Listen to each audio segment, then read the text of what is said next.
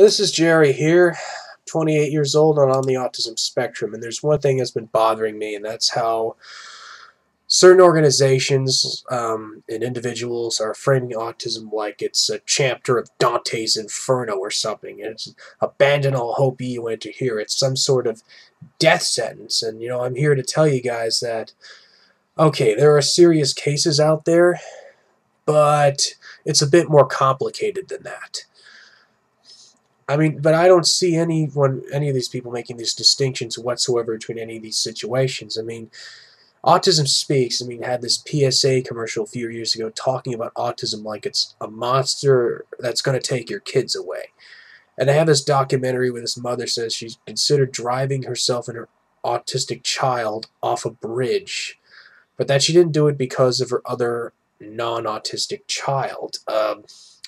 Now, I already made videos on those issues, which I have linked in the description of this video if you want to see them, but there are also some cases where intentions are good, but they kind of still have the wrong idea. This singer and songwriter named Johnny Orr wrote this song called We'll Get By, which is supposed to be a song from the point of view of an autistic child.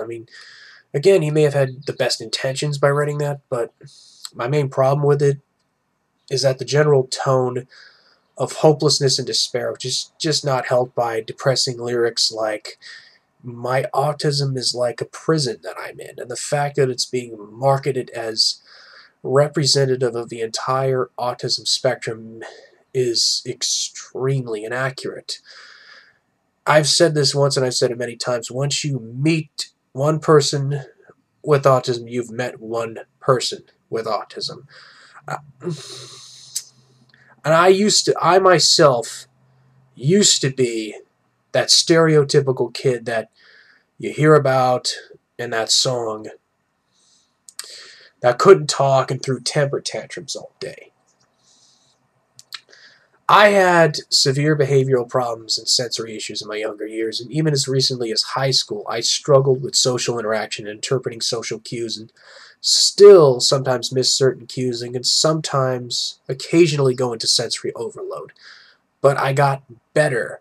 I got to the point where I could blend in, and most people can't tell I have autism because my parents didn't give up on me and were willing to fight tooth and nail to make sure I had the right supports. Because of things like early intervention therapy, auditory integration, and other supports being increasingly available, there are now more people on the autism spectrum that are able to be productive members of society than ever before. But, as I pointed out in my last video, we still have a very long way to go with that, and blowing things way out of proportion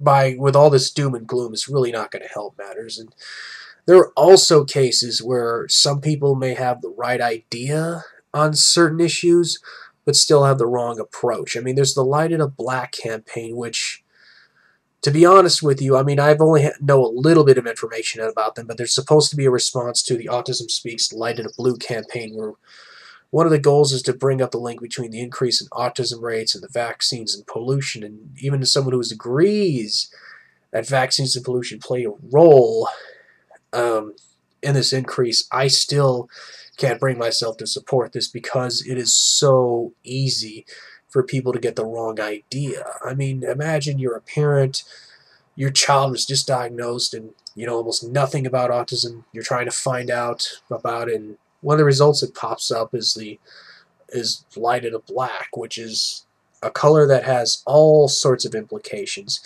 Death, disease, what have you, and people often wear that to funerals, for crying out loud.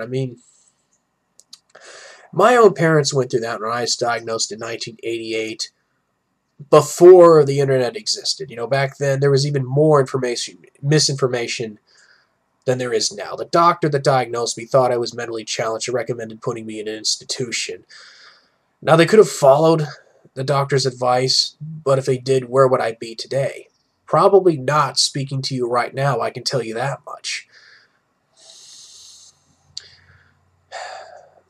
To this day, there's still a lot of parents that are confused, lost, and wondering what and who to believe. And with all this conflicting information out there, and how complicated this subject is, who could blame them, really?